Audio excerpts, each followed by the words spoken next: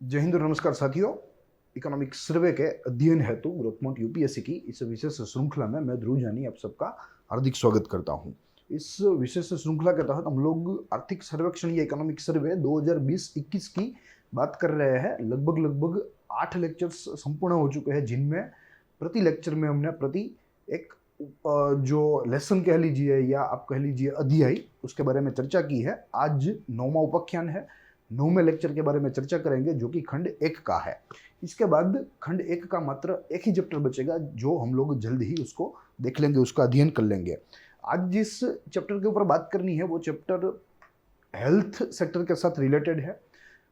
Central government की जो एक सबसे अच्छी स्कीम, फ्लैगशिप स्कीम, जिसे आयुष्मान भारत के नाम से हम लोग जानते हैं, उसके तहत प्रधानमंत्री जन आरोग्य योजना, जो कि एक यूनिवर्सल हेल्थ इंश्योरेंस स्कीम है, तो कैसे ये लागू हुई और इससे भारत को क्या फायदा मिला।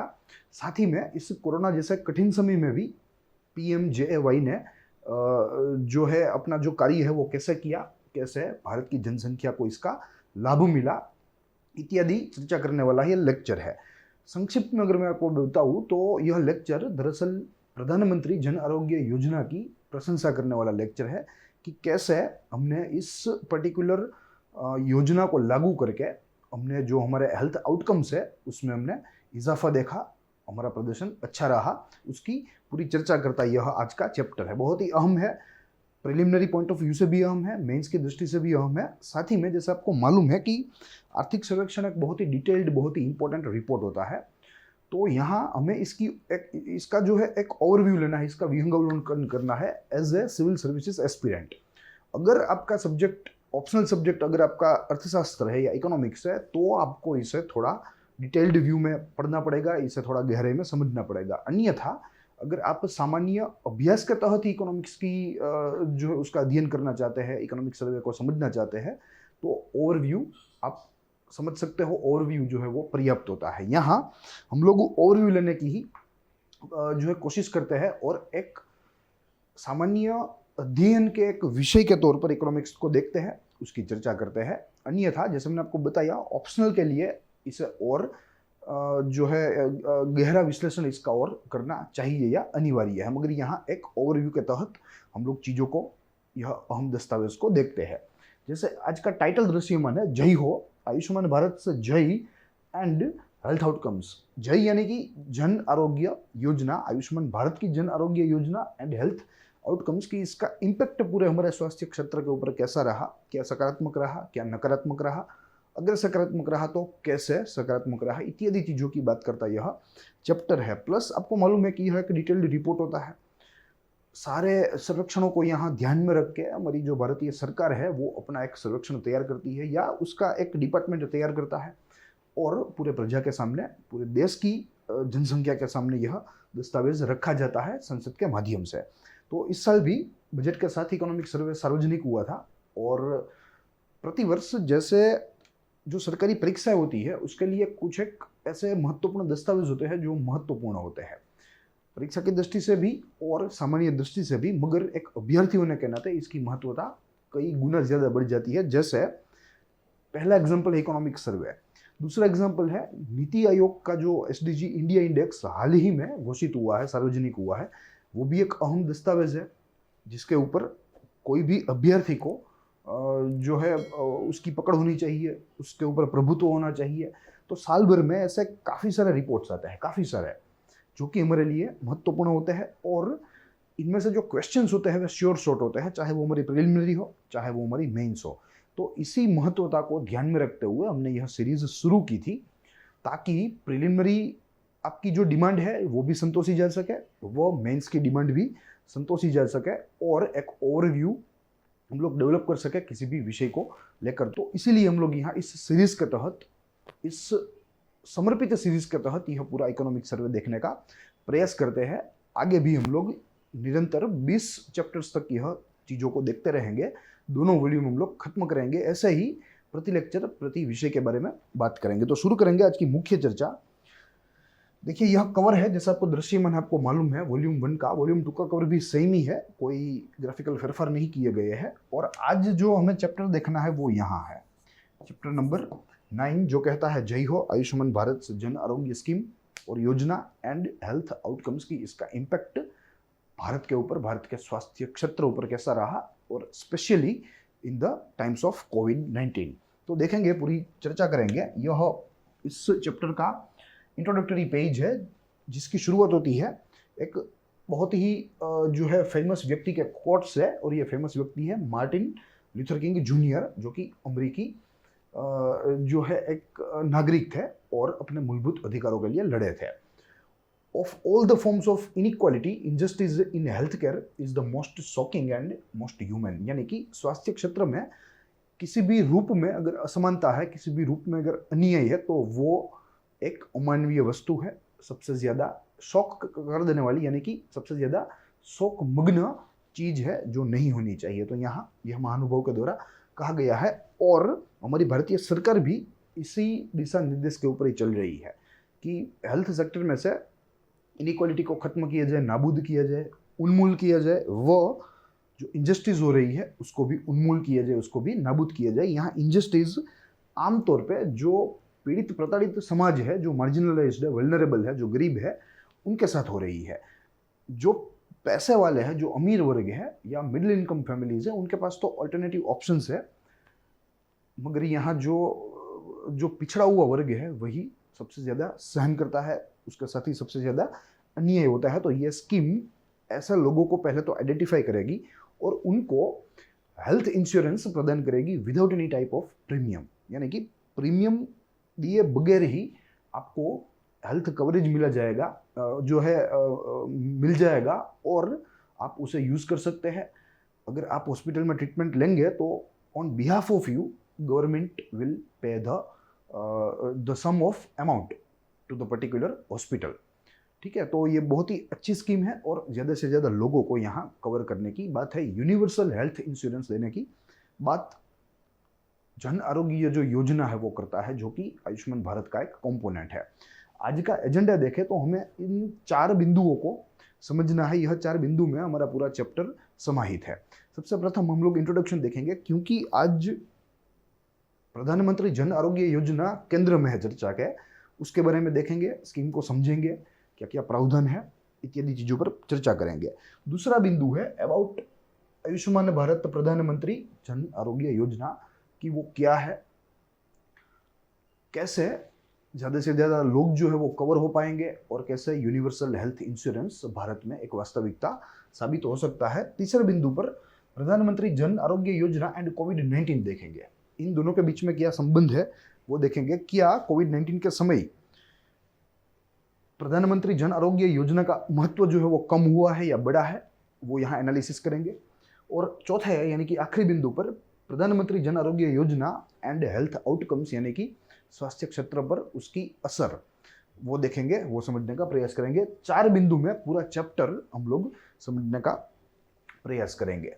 सबसे प्रथम शुरू करेंगे, अगर इंट्रोडक्शन की बात करें तो हमें यहाँ समझना है कि देखिए, भारत एक ऐसा देश है, ऐसा विशाल देश है भूभौगोलिक दृष्टि से भी और जनसंख्या की दृष्टि से भी, कि कोई भी प्रकार का जो प्रबंधन है वो अपने आप में एक चुनौती है। चाहे वो हेल्थ रिलेटेड हो, चाहे वो एजुकेशन संबंधी हो, चाहे वो इंफ्रास्ट्रक्चर संबंधी हो, किसी भी प्रकार का प्रबंधन सरकार के लिए एक चुनौतीपूर्ण होता है, क्योंकि भौगोलिक विषमताएं यहाँ भारत में है। भारत में डेमोग्राफी जो है वो भी बहुत ही अतिरेक है, बहुत ही विशाल है। तो सारी जन आबादी को या सारी जनसंख्या को किसी भी सेवा उनके तक पहुंचाना, वो अपने आप में कोई भी सरकार के लिए एक प्रकार की चुनौती है। तो यहाँ भारत में अगर कुछ एस्टिमेट्स को मैं यहाँ कोट करूँ, कुछ जो रिपोर्ट्स है जिनके द्वारा ऑब्जर्वेशन किए गए, अगर मैं उनको कोट करूँ तो ऐसा कहा गया है कि लगभग 2012 से 2030 तक, 2012 से 2030 तक भारत में खराब स्वास्थ्य सुविधाओं की वजह से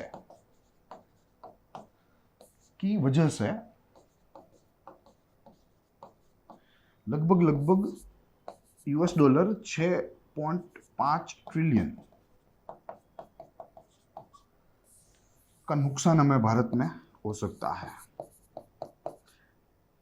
इनफैक्ट हो रहा है नुकसान, क्योंकि यहाँ अगर इंफ्रास्ट्रक्चर है तो क्वालिटी नहीं है सर्विस की, इंफ्रास्ट्रक्चर है अगर तो नंबर ऑफ डॉक्टर्स पर्याप्त नहीं, नंबर ऑफ हेल्थ वर्कर्स पर्याप्त नहीं है। ठीक है, तो यह सारी विषमताओं की वजह से यहाँ जो हेल्थ सर्विस प्रोवाइड की जाती है उसकी क्वालिटी बहुत ही खराब है, चाहे वो पब्लिक सेक्टर की बात करें चाहे वो प्राइवेट सेक्टर की।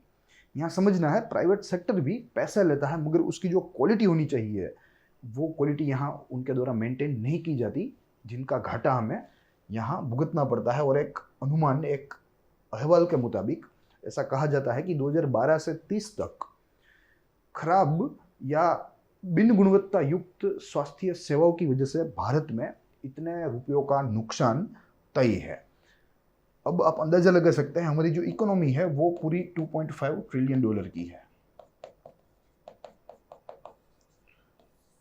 ठीक है, तो इस हिसाब से 2 वर्ष का संपूर्ण आउटपुट, 2 वर्ष का संपूर्ण हमारा जीडीपी यहाँ इसको कंपेंसेट करने में चला जाएगा। तो ये आज परिस्थिति है भारत में। अब इसको ही सुधारने के लिए हमारी सरकार जो है वो कार्यशील है, गतिशील है, कार्य कर रही है। इसके तहत सरकार एक 2018 में एक फ्लैगशिप स्कीम लेकर आई जिसका नाम है आयुष्मान भारत।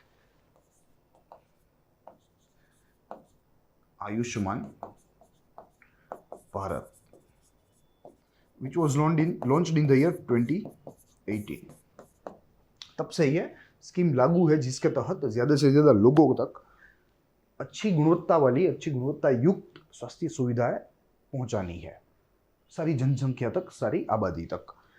आयुष्मान भारत की 2 pronged स्ट्रेटेजी है, इसके 2 विंग्स है। एक wing creation of health and wellness centre की बात करता है, दूसरा विंग जो है वो कहता है फॉर्मुलेशन ऑफ प्रधानमंत्री जन आरोग्य योजना, जिसके तहत ज़्यादा से ज़्यादा लोगों को बिना कोई पैसे लिए हेल्थ इंश्योरेंस कवरेज दिया जाए, स्वास्थ्य बीमा उसे दिया जाए। तो अब देखेंगे आयुष्मान भारत के बारे में। उसमें से जो आज का केंद्र है प्रधानमंत्री जन आरोग्य योजना, उसके ऊपर हम लोग स्विच करेंगे 1 by 1। तो सबसे प्रथम हमें समझना है 2 अंग है आयुष्मान भारत योजना के। यह एक फ्लैगशिप स्कीम है जो कि 2018 में सरकार के द्वारा शुरू की गई थी।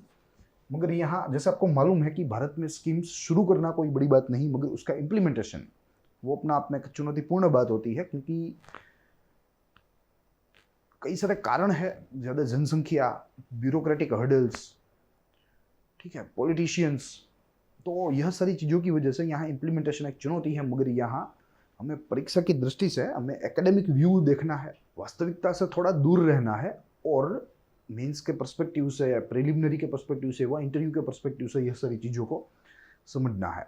और जब वे पूछे तब उसका उत्तर हमें उनको देना है। तो यहाँ वास्तविकता से हम लोग दूर रहेंगे, मगर जो एकेडेमिया है, जो इकोनॉमिक सर्वे के द्वारा कहा गया है, उसके ऊपर हम लोग यहाँ फोकस करेंगे। तो 2 बिंदु है आयुष्मान भारत के, जो कि एक बड़ी अच्छी स्वास्थ्य क्षेत्र की स्कीम है। सबसे प्रथम creation of health and wellness centres और दूसरा है फॉर्मुलेशन ऑफ प्रधानमंत्री जन आरोग्य योजना। ठीक है, अब समझेंगे चीज़ों को।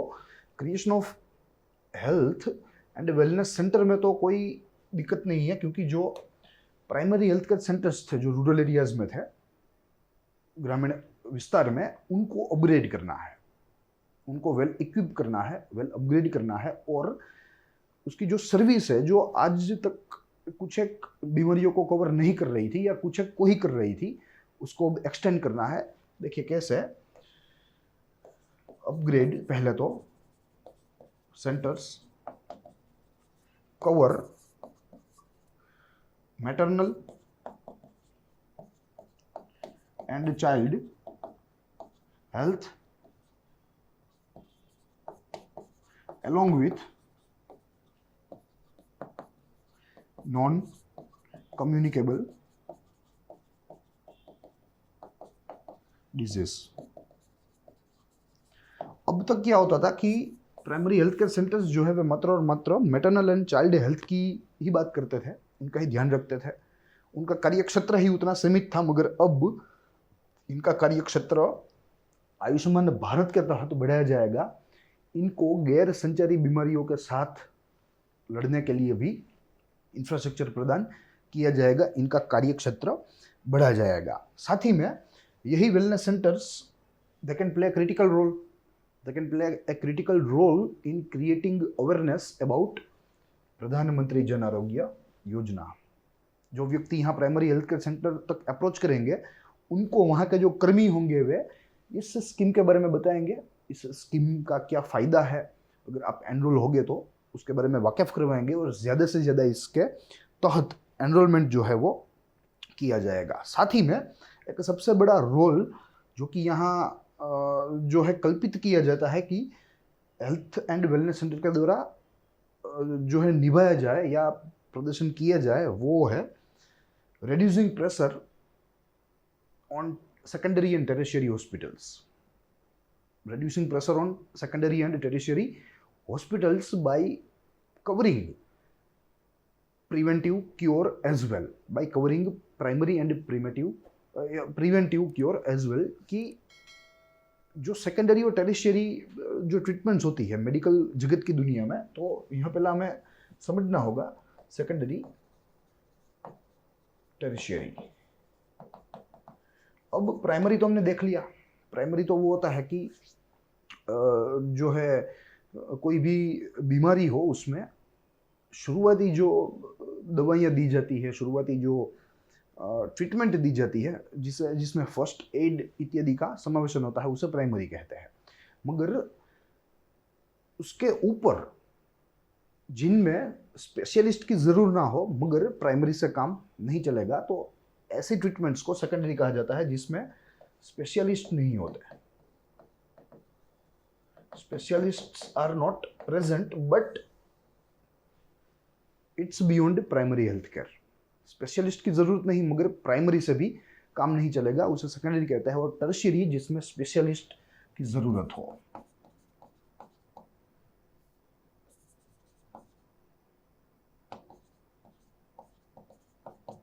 नीडेड, तो उसे टर्शियरी कहते हैं। तो कहने का तात्पर्य यह है कि प्राइमरी हेल्थ केयर सेंटर में ही अगर प्रिवेंटिव क्योर, प्रिवेंटिव ट्रीटमेंट दी जाए तो व्यक्तियों को सेकेंडरी या टर्शियरी की ज़रूरत ही नहीं पड़ेगी। दे विल नॉट नीड, अगर उनको ज़रूरत नहीं पड़ेगी तो वे इन हॉस्पिटल्स के ऊपर जो है हावी नहीं होंगे, या यह हॉस्पिटल्स इनके दबाव से मुक्त रहेगी, अपना काम अच्छी तरीके से कर सकेगी। तो काफ़ी सारा रोल है इसका, मल्टीपल रोल है, और यहाँ इसीलिए ही इसका जो स्कोप है वो बढ़ाने की बात है। मगर जैसे मैंने आपको बताया कि भारत में implementation is a real challenge, वो एक वास्तविक समस्या है। तो अगर उस तरीके से देखें तो ये इतना रिलेवेंट नहीं, इतना वायबल नहीं, मगर अगर इम्प्लीमेंटेशन इसका हो जाए तो यह योजना के पीछे जो आइडिया है वो बहुत ही अच्छा है, वो भारत की अधिकांश जनसंख्या को फ़ायदा कर सकता है। तो इम्प्लीमेंटेशन यहाँ होना एक ज़रूरी है, जो कि अपने आप में एक चैलेंज है। तो ये बात रही creation of health and wellness centres की। अब अगर देखें दूसरा अंग आयुष्मान भारत का, जो है फॉर्मुलेशन ऑफ प्रधानमंत्री जन आरोग्य योजना, जिसे मैंने आपको बताया कि यह एक हेल्थ इंश्योरेंस स्कीम है। Health insurance scheme, it emphasis to provide universal health care या universal insurance, health insurance coverage. क्योंकि यहाँ अधिकांश जो भारत में जो पीड़ित प्रताड़ित गरीब लोग हैं उनको बीमा सुरक्षा नहीं मिलती, स्वास्थ्य बीमा सुरक्षा उनको नहीं मिलती, और हॉस्पिटल्स इत्यादि ट्रीटमेंट्स के जो खर्चे हैं वे बहुत ही ज़्यादा है, तो वे लोग अफोर्ड नहीं कर पा रहे हैं, जिसकी वजह से भारत की जो हेल्थ सेक्टर है वो डिटीरियोरेट हो रही है, भारत की हेल्थ सर्विस भी डिटीरियोरेट हो रही है। तो उन सब चीज़ों को ध्यान में रखते हुए यहाँ एक हेल्थ इंश्योरेंस स्कीम सरकार के द्वारा जो है लॉन्च की गई। ये भी 2018 में ही लॉन्च हुई है, ये हमें याद रखना है। आयुष्मान भारत का ही एक अंग है, आयुष्मान भारत के साथ ही 2018 में ही लॉन्च हुई है। साथ ही में यहाँ 5 लाख प्रति फैमिली या हाउस होल्ड कह लीजिए, 5 लाख प्रति हाउस होल्ड का कवरेज यहाँ मिल पाएगा। तो ये अपने आप में एक बहुत ही अच्छी बात है। प्लस जो टारगेट बेनिफिशियरीज है उनके लिए यह स्कीम मुफ्त है, फ्री फॉर बेनिफिशियरी। आमतौर पे क्या होता है, अगर आप इंश्योरेंस लेने जाए तो इंश्योरेंस कंपनी आपके पास से प्रीमियम लेगी और आपको कवरेज प्रदान करेगी। यहाँ प्रीमियम सरकार के द्वारा पे किया जाएगा और कवरेज आपको सरकारी योजना के तहत यानी कि जन आरोग्य योजना के तहत दी जाएगी, मिल पाएगी। तो ये बात रही फ्री फॉर बेनिफिशियरी। फिर आगे देखें तो जो टारगेटेड ऑडियंस है इसकी, ये टारगेटेड ऑडियंस दरअसल SECC यानी कि सोशियो इकोनॉमिक कास्ट सेंसस 2011 के आंकड़ों के मुजब लिया जाएगा। इनमें जो गरीबी रेखा से नीचे है, जो मार्जिनलाइज्ड है, जो वल्नरेबल सेक्शंस है सोसाइटी के, जो यहाँ सोशियो इकोनॉमिक कास्ट सेंसस 2011 ने आइडेंटिफाई किए हैं, उनको यहाँ गिना जाएगा एज ए टारगेट ऑडियंस। उनको ये राहत मिल पाएगी। साथ ही में यह एक एंटाइटल्ड स्कीम है, इट्स एन एंटाइटल्ड स्कीम। देखिए, एंटाइटल्ड स्कीम का मतलब होता है कि ऐसी स्कीम जिनका लाभ लेने के लिए बेनिफिशियरी को, लाभार्थी को किसी भी प्रकार का रजिस्ट्रेशन करवाने की जरूरत नहीं, किसी भी प्रकार का पंजीकरण अनिवार्य नहीं है। अगर आप वैक्सीन की बात करो तो vaccine is not entitled scheme, because यहाँ आपको रजिस्ट्रेशन करवाना है, फिर बाद में आपकी जब अपॉइंटमेंट आएगी तब जाना है। यहाँ नहीं ऐसा होता। जहाँ एंटाइटल्ड स्कीम होती है वहाँ टारगेट ऑडियंस सरकार के पास पहले से ही मौजूद होती है सूची के स्वरूप में। सरकार के पास एक पूरा लिस्ट होता है, किनको बेनिफिट देना है, किनको नहीं देना है, ये लिस्ट इन्होंने लिया होगा यहाँ से। इसीलिए हमने जो टारगेट ऑडियंस का सोर्स है उसे सोशियो इकोनॉमिक कास्ट सेंसस 2011 माना है। तो यहाँ यह एक एंटाइटल्ड स्कीम है जो याद रखना है। साथ ही में यह एक सेंट्रली स्पॉन्सर्ड स्कीम है। सेंट्रली स्पॉन्सर्ड स्कीम दो प्रकार की होती है। सेंट्रल सेक्टर स्कीम होती है, सेंट्रल स्पॉन्सर्ड होती है। सेक्टर होती है उसमें 100% जो खर्च होता है वो केंद्र सरकार की तिजोरी से होता है। वहीं जो स्पॉन्सर्ड होती है उसमें तय किया जाता है राज्य व केंद्र कितना देंगे। जनरली केंद्र का जो पोर्शन है, प्रोपोर्शन है, वो ज्यादा होता है। यहाँ भी कुछ ऐसा ही है। Centre is to state 60:40। तो ये अनुपात से यहाँ खर्च किया जाएगा। लाभार्थी को जो लाभ मिले हैं उसका बंटवारा सेंटर और स्टेट के बीच में कुछ ऐसा होगा। सपोज कोई किसी भी बीमार व्यक्ति जो कि एंटाइटल्ड है स्कीम के तहत और उसने 1000 रुपीज की सर्विस ली है, तो 1000 rupees will be divided between centre and state into 60:40 ratio, यानी कि 600 सेंटर देगा 1000 में से और 400 जो बचे हैं वो राज्य के द्वारा उसका भुगतान किया जाएगा। प्लस इस योजना के तहत लगभग 1400 पैकेज्ड रेट्स है, पैकेज्ड रेट्स, जो कि कोई भी लाभार्थी इसका लाभ ले सकता है। काफ़ी सारी बीमारियां हैं, नॉन कम्युनिकेबल भी है और अन्य बीमारियां भी इसमें कवर अप की जाती है। साथ ही इसमें no cap on family size I mean and no cap on age, ये बहुत ही एक अहम इसका बिंदु है। No cap on family size and on age. देखिए, इसकी जो पहले की स्कीम थी जो कि स्वास्थ्य बीमा का काम करती थी, जिसे राष्ट्रीय स्वास्थ्य बीमा योजना कहा गया था, उसमें कैप थी। फैमिली मेंबर जो है आपके वो 5 से ज्यादा नहीं होने चाहिए या किसी भी 5 को ही ये बेनिफिट मिल सकते हैं। Plus there was a cap on age, उसमें प्रेग्नेंट वुमेन इत्यादि जो एक सेक्शन था वो अलग से आइडेंटिफाई किया गया था जो उसमें कवर नहीं होता था। यहाँ ओवरऑल आपके फैमिली में 10 सदस्य है तो 10 को यह स्कीम कवर करेगी। एज 80 है, 90 है, कोई प्रॉब्लम नहीं। यह स्कीम के तहत आप जो है आपको स्वास्थ्य बीमा सुरक्षा मिल पाएगी, उसमें कोई दिक्कत नहीं है। साथ ही में सरकार ऐसा जो है अनुमान लगा रही है कि 10 करोड़ फैमिली से अधिक फैमिली को यह स्कीम का लाभ मिलना शुरू हो गया है। 10 करोड़ प्लस फैमिलीज। तो ये भी अपने आप में एक बहुत ही महत्वपूर्ण बात है।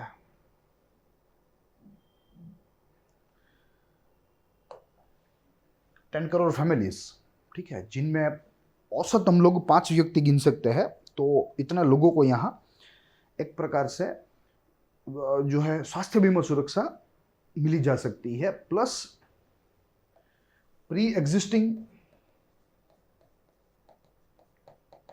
Elements they are included which were not included in its pre-existing scheme called राष्ट्रीय स्वास्थ्य बीमा योजना, इन शॉर्ट RSBY। उसमें प्री एग्जिस्टिंग एलिमेंट्स को कवर अप नहीं किया जा सकता था। यानी कि अगर किसी व्यक्ति को कैंसर है और वो RSBY के तहत एनरोल होए, तो RSBY जो कैंसर था उसका इलाज नहीं करेगी, मगर जब से एनरोल हुए उसके बाद की कोई अगर बीमारियां होगी तो उसमें उसको सुरक्षा मिलेगी। मगर यहाँ यह प्रावधान बहुत ही अच्छा है। अगर किसी भी व्यक्ति को कोई भी पहले से ही बीमारी हो और वो बाद में एनरोल हुए, तो भी उसको वो पहली वाली जो बीमारी थी, जो मौजूद थी, हाजिर थी, उसका कवरेज यहाँ इसको मिलेगा। ये अपना अपने एक अच्छी स्कीम है, अच्छी स्कीम का यह लक्षण है। साथ ही में यह पूरी स्कीम कैशलेस एंड पेपरलेस है। Cashless, paperless. यहां एक ई कार्ड भी इश्यू किया जाएगा। ई कार्ड जिसको दिखाकर लाभार्थी योजना का लाभ ले सकता है। एक प्रधानमंत्री जन आरोग्य योजना का एक यूनिक आइडेंटिफिकेशन नंबर भी यहां दिया जाएगा सबको, जो जो बेनिफिशियरीज स्कीम में एनरोल होंगे। PMJAY unique identification number will be allotted. तो कोई भी लाभार्थी वो कार्ड लेकर या आइडेंटिफिकेशन नंबर लेकर हॉस्पिटल जा सकता है। जो हॉस्पिटल इस योजना के साथ जो है एनरोल्ड है, वहाँ वो मात्र और मात्र कार्ड दिखाकर, वो नंबर दिखाकर सेवाएं ले सकता है। यहाँ इस तरह कुछ सेवाएं दी जाएगी। तो ये अपना आप में एक अच्छा प्रावधान है। अब बेनिफिट्स तो इसके बहुत सारे हैं, क्योंकि ये स्कीम अपना आप में देखने में ही बहुत ही अच्छी लगती है। प्रावधान भी काफ़ी अच्छे हैं। यूनिवर्सल स्वास्थ्य बीमा योजना, उसको प्रमोट करने का या यूनिवर्सलाइजेशन अटेंड करने का ये एक बहुत ही अच्छा कदम है। काफ़ी सारे बेनिफिट्स हैं, मगर जैसे मैंने आपको बताया, the real challenge is implementation in India. Bharat में अगर कोई वास्तविक समस्या है तो वो समस्या अमली करने की है किसी भी योजना की। तो यहाँ सरकार को उसके ऊपर ज़्यादा जोर देना चाहिए। तो ये बात रही फॉर्मुलेशन ऑफ जन आरोग्य, यानी कि PM जन आरोग्य योजना। अब इसके बेनिफिट की बात करें तो काफ़ी सारे हैं, we will go through it, क्योंकि इस पूरे उपाख्यान में बेनिफिट्स की ही जो है बात की गई है, उसका ही जिक्र किया गया है। तो मैंने सोचा एक अलग फॉर्मेट में मैं आपके सामने इसको रखूं। देखेंगे वन बाय वन। इसको थोड़ा बड़ा कर दूं ताकि एक एक पॉइंट हमें आसानी से दिख पाए। देखिए, सबसे प्रथम, द PM जन आरोग्य योजना is one significant step towards the achievement of universal health coverage and sustainable development goal 3, good health and welfare. तो ये सस्टेनेबल डेवलपमेंट गोल्स के करीब हमें पहुंचाने वाली स्कीम है। साथ ही में यूनिवर्सल हेल्थ कवरेज भी अटेंड करवा सकती है। ये इसका सबसे बड़ा पहला बेनिफिट हम लोग कह सकते हैं। दूसरा है PMJEY या PMJ इज पोर्टेबल, यानी कि कोई भी लाभार्थी राज्य, भारत के किसी भी राज्य में जाकर इस स्कीम का लाभ ले सकता है, वो किसी भी राज्य का रहवासी हो।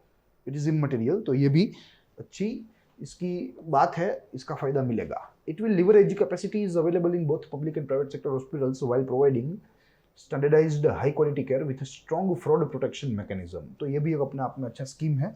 पब्लिक सेक्टर की जो हॉस्पिटल्स है उसको और साथ में प्राइवेट सेक्टर को, दोनों को एनरोल किया गया है। दोनों के पास से ये सेवाएं ली जाएगी जो कि गुणवत्तापूर्ण होगी।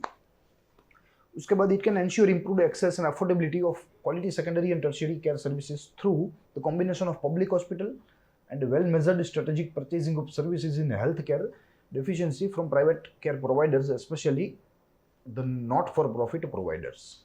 Yes, तो यहाँ एकदम गुणवत्तापूर्ण स्वास्थ्य सेवाएं देने की बात है, और वो देने के लिए public infrastructure will use the services of private entities which are not providing services for profit. तो ये भी एक अपने आप में अच्छा यहाँ इसका गुण है.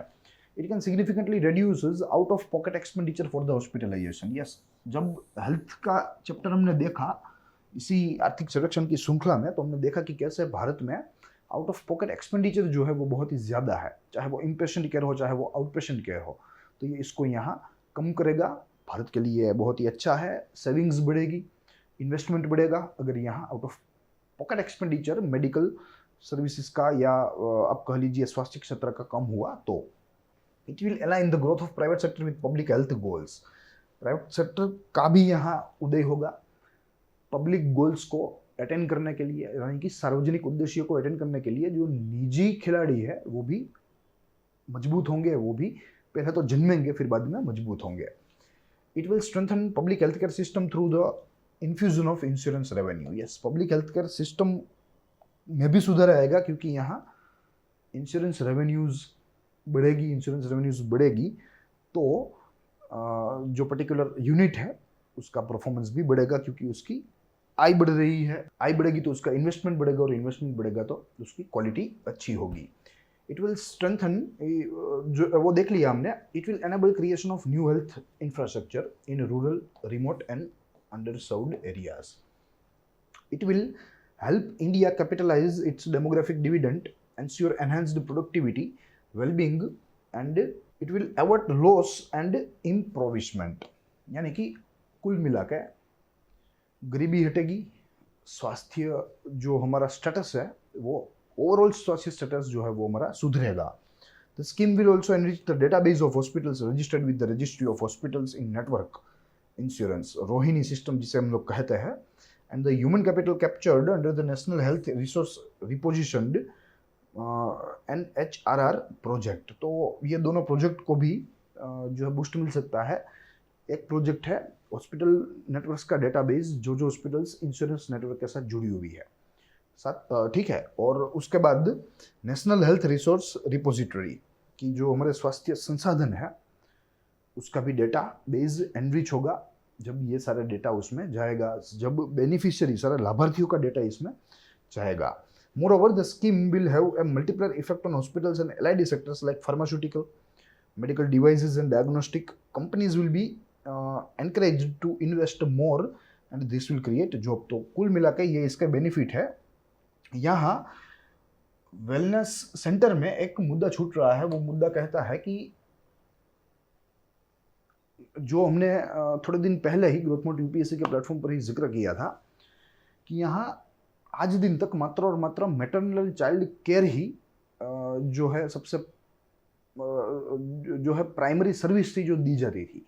अन्यथा प्राइमरी हेल्थ केयर सेक्टर में इससे अलावा कोई सर्विस नहीं दी जाती थी. मगर अब आयुष्मान भारत के तहत उसके बाद यहाँ नॉन कम्युनिकेबल डिजीजेस के ऊपर भी ध्यान दिया जाएगा.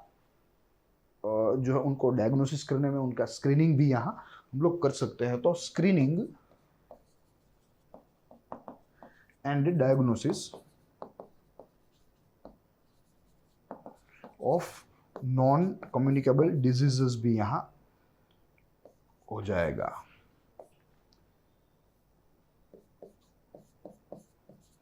ठीक है, तो ये अपने आप में वेलनेस एंड प्राइमरी सेंटर्स के लिए अच्छी बात है, उनका अपग्रेडेशन अच्छा होगा. तो ये एक मुद्दा छूट रहा था जो मैंने सोचा आपको बता दूं. अब फिर से हमारे ट्रैक के ऊपर आ जाएंगे. तो ये रहे बेनिफिट्स. अब अगर आज के दिन देखें तो पीएमजे का स्टेटस क्या है, तो यहाँ हमारे पास एक कटिंग है जो कि इकोनॉमिक सर्वे का ही है, जो कुछ आंकड़ों के तहत हमें चीज़ों को समझने का प्रयास करेगा. As per latest annual report of PMJAY released by national health authority NHA 2019, the status of implementation is as follows. 32 states and UTs implement this scheme. कुछ एक ऐसे है जो कि आज भी इम्प्लीमेंट वहाँ नहीं हो रहा है, जैसे पंजाब, जैसे दिल्ली, जैसे वेस्ट बंगाल. ठीक है, अन्यथा सारे राज्य व केंद्र शासित प्रदेश इस योजना का पालन अमलीकरण कर रहे हैं. 13.48 crore e-cards have been issued. 13.48 crore. Treatment with Indian national rupee 7,490 crore have been provided. Yes, आज दिन तक जब से ये स्कीम इंप्लीमेंट हुई 7,000 करोड़ से अधिक की सेवाएं इस योजना के तहत दी गई है, यानी कि इतने रुपए की ट्रीटमेंट मिली है लोगों को। जो लोग पीएम जन आरोग्य योजना के साथ एनरोल्ड है उनको पैसे उन्होंने नहीं दिए, पैसे दिए है सरकार ने, मगर उनने जो है उनको ट्रीटमेंट ज़रूर मिली है। और अगर हॉस्पिटल एडमिशन की बात करें, उसमें कन्वर्ट करें तो करीब करीब 1.5 करोड़ हॉस्पिटल एडमिशन है जो कि प्रधानमंत्री जन आरोग्य योजना के तहत कवरेज पाए हैं या उन्हें कवरेज मिली है। 24,215 हॉस्पिटल्स एम्पैनल्ड पूरे देश भर में। 1.5 crore users have been registered on the scheme's website मेरा pmjgo.in। देखिए यह ऑफिशियल वेबसाइट है, ऑफिशियल वेबसाइट। एक इसका टोल फ्री नंबर भी है जो है 14555। प्रिलिमिनरी पॉइंट पे ऐसे प्रश्न पूछे जा सकते हैं, इसलिए मैं आपको यहाँ ऐसी माहितियाँ दे रहा हूँ। साथ ही में अगर इसकी नोडल एजेंसी हमें पूछी जाए, पीएमजे की नोडल एजेंसी, तो वो है ministry of health and family welfare, MOHFW इसकी नोडल एजेंसी है, जो भी हमें याद रखनी है प्रिलिमिनरी पॉइंट ऑफ व्यू से। तो ये बात रही इसके स्टेटस की आज दिन तक। अब नीचे का में ग्राफ दिया गया है और इस ग्राफ के तहत कितने क्लेम्स किस किस प्रकार के थे और जिनको कवर अप किया गया है उसका यहाँ लेखा जोखा है। बहुत ही समझने लायक ग्राफ है, हम इसको थोड़ा बड़ा करके देखने का प्रयास करेंगे। देखिए यह नंबर ऑफ क्लेम्स है अलग अलग चीज़ों के जो इस इंश्योरेंस कवरेज के तहत जो है पास किए गए हैं। समझेंगे क्या क्या प्रकार के हैं। देखिए यहाँ एक्स एक्सिस के ऊपर एवरेज प्राइस दी गई है। एवरेज प्राइस, अगर आपको कोई भी रोग है तो इसकी ट्रीटमेंट करने का औसत दाम क्या चल रहा है, औसत उसकी कीमत क्या है। और यहाँ नंबर ऑफ क्लेम्स है, वाई एक्सिस के ऊपर नंबर ऑफ क्लेम्स। देखिए अब हमें समझना है कि सबसे ज्यादा जो क्लेम्स हुए हैं वो आपको यहाँ ही देखने को मिलेंगे, सबसे ज्यादा। तो कहने का तात्पर्य यह है कि अधिकतम जो क्लेम्स हो रहे हैं वो ₹10,000 के नीचे के हैं, यानी कि जनरल जो ट्रीटमेंट होती है वो 10-15 हज़ार के करीब होती है। तो यहाँ अधिकतम क्लेम्स हमें यहाँ ऐसे ही देखने को मिलेंगे। सबसे ज़्यादा यहाँ जनरल सर्जरी के क्लेम्स देखने को मिलते हैं जो है करीब करीब 2 लाख। सबसे ज़्यादा अगर कोई जो है लोगों ने अगर कोई चीज़ के ऊपर फोकस किया है अपना खर्च करने का या स्वास्थ्य सुविधा लेने का, तो वो है जनरल सर्जरी सबसे ज़्यादा है। फिर यहाँ आपको एक टेल दिखेगी जो बहुत ही लंबी है। यह टेल यह बात को सुनिश्चित करती है कि अधिकतम जो लोग हैं वे सामान्य सर्जरी या सामान्य ट्रीटमेंट का ही सहारा लेते हैं, जो 10, 15, 20, 25 हज़ार तक सीमित होती है। मगर जैसे जैसे आगे जाएंगे तो क्लेम्स कम होते जाएंगे। यहाँ एक ही है, यहाँ एक ही है। तो कहने का तात्पर्य यह है कि जो कॉम्प्लिकेटेड जो सर्जरीज होती है वो पहले तो सब व्यक्तियों को होती नहीं है। सब व्यक्तियों के ऊपर कुछ एक जो बीमार व्यक्ति है उनके ऊपर ही होती है, और वो भी लाइफ में एक ही बार होती है। जैसे लंग ट्रांसप्लांट की बात करें, जैसे किडनी ट्रांसप्लांट की बात करें, हार्ट ट्रांसप्लांट की बात करें, तो वो लाइफ में एक ही बार होगी जिसका खर्चा यहाँ ज़्यादा होगा। मगर अधिकतम बीमारियाँ ऐसी होगी जिनमें प्रति वर्ष हम लोग 10-15 हज़ार रुपये खर्च करें। जैसे आप समझ लीजिए डेंगू है या जॉन्डिस है, टाइफॉइड है, कोलेरा है, एक्सेट्रा एक्सेट्रा। तो वो सारी चीज़ें यहाँ रहेगी क्योंकि उसमें खर्च कम होता है। तो अधिकतम क्लेम्स 20-25 हज़ार के नीचे के हैं और बहुत ही कम क्लेम थोड़े ज़्यादा पैसों के हैं। यहाँ एक 80 हज़ार का है, एक यहाँ 1 लाख का है, मगर वे बहुत ही कम है, गिने चुने 1 या 2। अन्यथा बाकी के सारे 20-25 हज़ार के नीचे है। तो ये टेल हमें यहाँ जो है दिखाती है कि अधिकतम लोग जनरल ट्रीटमेंट के लिए प्रधानमंत्री जन आरोग्य योजना का उपयोग कर रहे हैं, और यहाँ ज़्यादा क्लेम्स, बड़े क्लेम्स बहुत ही कम देखने को मिलते हैं, जो एक बहुत ही स्वाभाविक सी बात है। तो ये रहे टोटल नंबर ऑफ क्लेम्स और उसका क्लासिफिकेशन।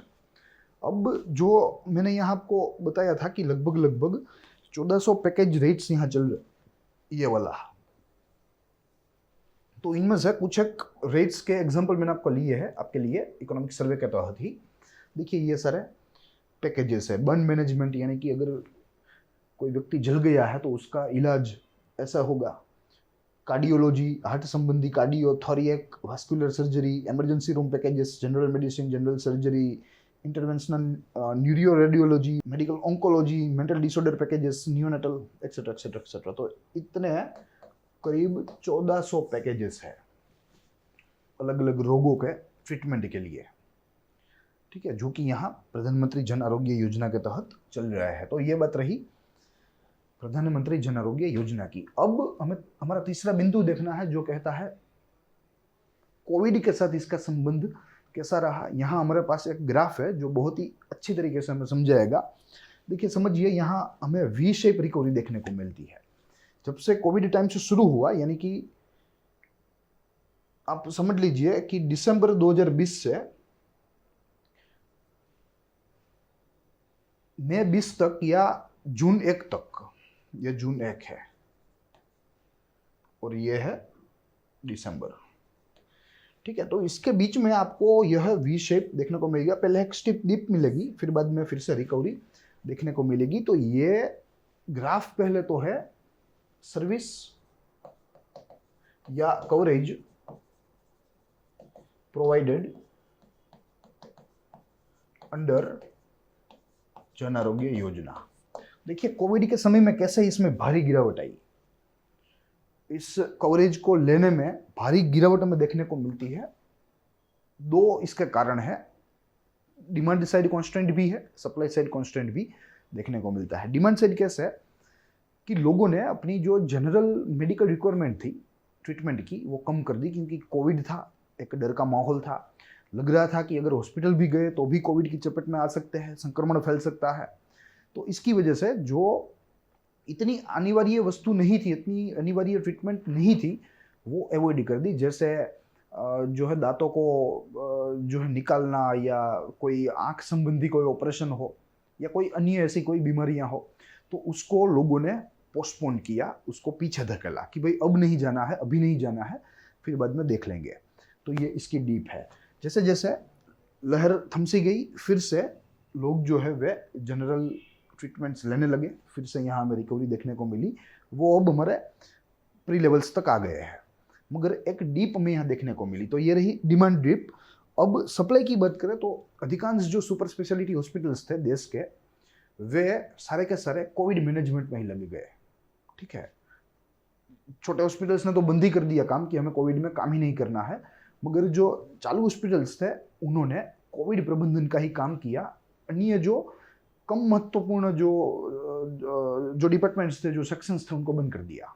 जैसे ओपीडी कह लीजिए, या कोई भी आंख संबंधी, दांत संबंधी, नाक संबंधी कोई विभाग है तो उसको बंद कर दिया, और प्योर अटेंशन जो है, ध्यान जो है वो लगा दिया कोविड मैनेजमेंट के ऊपर। तो ये दो चीज़ें हैं, सप्लाई कांस्टेंट भी मौजूद है, डिमांड कांस्टेंट भी मौजूद है, जिसके वजह से यह डीप हमें देखने को मिली है। ये बात रही जनरल मेडिसिन की। मगर ऐसी सुविधा है जिन सुविधाओं के बिना व्यक्ति का रहना, व्यक्ति का जीवन लगभग असंभव है। वैसी सर्विसेज में, वैसी सेवाओं में कोई फेरफार देखने को नहीं मिला। चाहे कोविड आया, चाहे कोविड गया, कोई फेरफार देखने को नहीं मिला। उसका भी एक उदाहरण यहाँ नीचे है। यहाँ डायलिसिस, आमतौर पे यह एक ब्लड प्यूरिफिकेशन की एक प्रक्रिया है जो जिनकी किडनियां खराब है उनको दी जाती है, ताकि उनका ब्लड प्यूरिफाइड रहे, उनका जीवन चलता रहे। तो यह एक लाइफ एसेंशियल ट्रीटमेंट है। इसमें हमें कोई फेरफार देखने को नहीं मिलते हैं, कोई इसमें हमें वी शेप्ड डीप देखने को नहीं मिलती, रिकवरी देखने को नहीं मिलती। जैसे जा रहा है वैसे स्टेबली जा रहा है। तो यहाँ से सिद्ध होता है कि लोगों ने जो बहुत ही अनिवार्य नहीं थे ऐसी ट्रीटमेंट को पोस्टपोन कर दिया, और जो अनिवार्य ट्रीटमेंट थी वह ट्रीटमेंट यहाँ उनके द्वारा ली गई है। तो ये पीएम जय और कोविड-19 का सिनेरियो है, जो कि इकोनॉमिक सर्वे में एक बहुत ही अच्छे ग्राफ के द्वारा समझाने का प्रयास करता है। अब आगे देखें पीएम जय एंड हेल्थ आउटकम्स, जो कि हमारा आज का आखिरी टॉपिक है, आखिरी बिंदु है। देखिए काफ़ी सारे ग्राफ्स यहाँ दिए गए थे अलग अलग स्वास्थ्य पैरामीटर्स के ऊपर।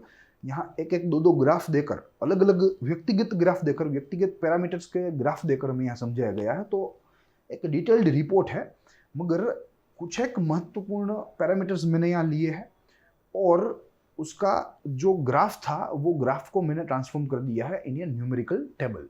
तो हम लोग यहाँ यह टेबल ही देखेंगे और चीज़ों को समझने का प्रयास करेंगे। साथ ही में जैसे मैंने आपको बताया कि काफ़ी सारे ऐसे आज भी राज्य है जिनके यहाँ प्रधानमंत्री जन आरोग्य योजना इंप्लीमेंट नहीं हुई है। पंजाब है, दिल्ली है, आप कह लीजिए वेस्ट बंगाल है। तो यहाँ इकोनॉमिक सर्वे ने वेस्ट बंगाल को आइडेंटिफाई किया है कि यह एक नॉन प्रधानमंत्री जन आरोग्य स्टेट है और उसको कंपेयर किया है उसके एडजॉइनिंग स्टेट्स के साथ, उसके पड़ोसी राज्यों के साथ, जिनमें सिक्किम है, बिहार है और आसाम है। ये 3 प्रधानमंत्री जन आरोग्य एनरोल्ड स्टेट्स है, वहाँ उसका अमलीकरण हो रहा है। तो इन तीनों का अभ्यास वेस्ट बंगाल के साथ किया, अपने पड़ोसी के साथ किया, जहाँ PMJAY इंक्लूड नहीं है। यहाँ से काफ़ी सारे सवाल उठ सकते हैं कि जो है अनएनरोल्ड तो दिल्ली भी है, पंजाब भी है, तो क्यों ना उसको नहीं लिया गया। दिल्ली के आजू बाजू के जो राज्य है जैसे उत्तर प्रदेश है, हरियाणा है, वे सारे प्रधानमंत्री जन आरोग्य योजना के साथ जुड़े हुए हैं, तो दिल्ली का एग्जाम्पल क्यों नहीं लिया। यह प्रश्न सर उठ सकते हैं, मगर हमें यहाँ उनके ऊपर ध्यान केंद्रित नहीं करना है। इकोनॉमिक सर्वे क्या कहता है वो हमें हमारी मुख्य परीक्षा में, हमारे इंटरव्यू में उनको बताना है। तो यहाँ वेस्ट बंगाल को ही हम लोग देखेंगे, वेस्ट बंगाल का नाम नहीं लेंगे, मगर उसे एक नॉन प्रधानमंत्री जन आरोग्य योजना स्टेट के रूप में देखेंगे। इसलिए मैंने यहाँ इस टेबल में 2 बाइफर्केशन किए हैं, 1 PMJAY states and other non PMJAY states. यहाँ 3-4 बिंदु है जो महत्वपूर्ण है, जिसको हम लोग देखेंगे, और यहाँ सुधार हुआ है या जो कमी हुई है प्रदर्शन में वो भी देखेंगे। सबसे प्रथम, change in proportion of house hold having health insurance between 2015 and 2021। देखिए यहाँ चेंज इन प्रपोर्शन दिया हुआ है, ठीक है। 2015 और 2020 के बीच में कितने प्रतिशत लोगों का या कितने प्रतिशत फैमिली का इजाफा हुआ हेल्थ इंश्योरेंस में, हेल्थ इंश्योरेंस कवरेज में। प्रधानमंत्री जन आरोग्य स्टेट्स में इट इंक्रीज टू 54%, और वहीं जो PMJAY के साथ एनरोल नहीं है वैसे स्टेट में यहाँ 10% का जो कमी है में या भारी गिरावट है 10% की, वो देखने को मिलती है। यहाँ हम लोग प्रतीकात्मक रूप से वेस्ट बंगाल कह सकते हैं, और यहाँ बिहार, आसाम और हमारा आएगा सिक्किम,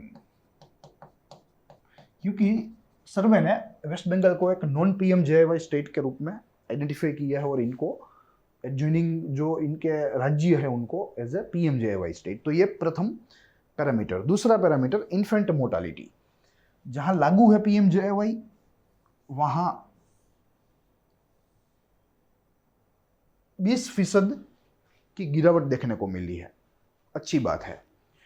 और जहां लागू नहीं है वहां मात्र और मात्र 12% की गिरावट ही देखने को मिली है। तो यहां से भी सिद्ध होता है कि PMJAY अच्छी योजना है, इसका फ्रूटफुल रिजल्ट हमें मिल रहे हैं। तीसरा बिंदु है अंडर 5 मोर्टालिटी, यानी कि 5 वर्ष के छोटे जो बच्चे होते हैं उनमें मरने का प्रतिशत। PMJAY स्टेट में ये कम हो गया, 19% तक कम हुआ, और यहाँ ये मात्र और मात्र 14% ही कम हो पाया, अन्य 5% नहीं कम हो पाया क्योंकि इसका कवरेज नहीं मिला है। और जो आखिरी है वो है स्पेसिंग बिटवीन कॉन्जिक्यूटिव किड्स। तो एक अवेयरनेस की बात है, PMJ स्टेट में ये कम हो गया, -31% कम हुआ, 100 थे तो 69 हो गए, और यहाँ वो कमी मात्र और मात्र 15% की ही देखने को मिलती है कि 100 थे वहाँ मात्र और मात्र 85 ही हुए। तो ये बात है, और ये इसके फ्रूटफुल रिजल्ट्स है। बहुत ही डिटेल्ड रूप में सर्वे में समझाया गया है, जैसे मैंने आपको बताया। प्रति परिमाण के लिए 1-2 ग्राफ्स के यूज़ किए गए हैं, उसका फिर से एक्सप्लेनेशन किया हुआ है मैंने आपके लिए। उसमें से जो महत्वपूर्ण पैरामीटर्स थे उनको अलग किया और एक टेबल फॉर्म में आपके सामने रखा, जो आपको याद रखने में भी सरलता जो है प्रदान करेगा। तो यही बात थी जो आज हमें देखनी थी इस योजना के इस चैप्टर के तहत। बहुत ही अच्छी योजना है प्रधानमंत्री जन आरोग्य योजना। जो कि आयुष्मान भारत एक फ्लैगशिप योजना का भाग है। इसके बेनिफिट की भरपूर चर्चा इस चैप्टर में हुई और आगे चलकर भी इसे कैसे more and more effective, more and more एफिकेटेड बनाया जाए, उसके ऊपर सरकार जो है वो क्रियाशील है। तो आज इतना ही। हम लोग मिलेंगे अगले इकोनॉमिक सर्वे का लेक्चर में, जो कि 10th चैप्टर के साथ हम लोग आएंगे। इस वॉल्यूम का आखिरी चैप्टर होगा। उसमें बेयर नेसेसिटीज, प्रति सेक्टर में क्या क्या हमारी आवश्यकता है उसको देखेंगे, समझने का प्रयास करेंगे। I hope you enjoyed the lecture. साथ ही आप आपके सजेशंस हमें दे सकते हैं। आपके डाउट्स इकोनॉमिक सर्वे के रिलेटेड हो, जनरल स्टडीज़ के किसी भी विषय के साथ जुड़े हुए हो, आप हमें निसंकोच पूछ सकते हैं। तो आज इतना ही। हम लोग मिलेंगे अगले इकोनॉमिक सर्वे के लेक्चर में अगले चैप्टर के साथ। तब तक के लिए दीजिए इजाज़त। देखते रहिए ग्रोथ माउंट यूपीएससी।